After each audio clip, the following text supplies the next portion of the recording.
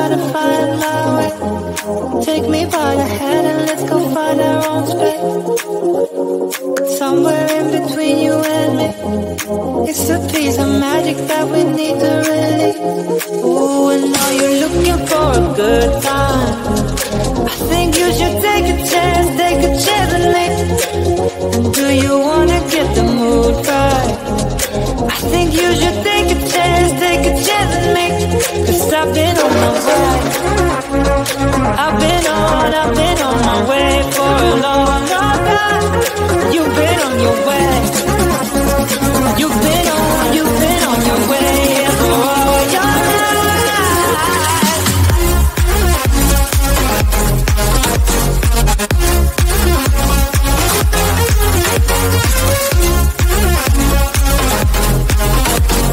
Take a chance with me.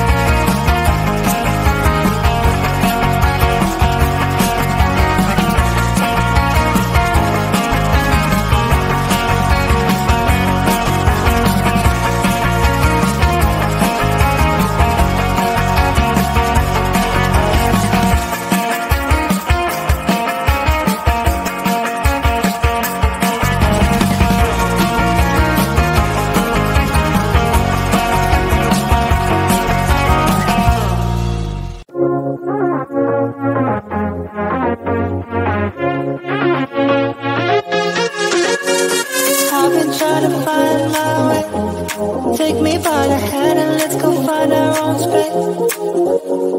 Somewhere in between you and me, it's a piece of magic that we need to release. Ooh, and now you're looking for a good time.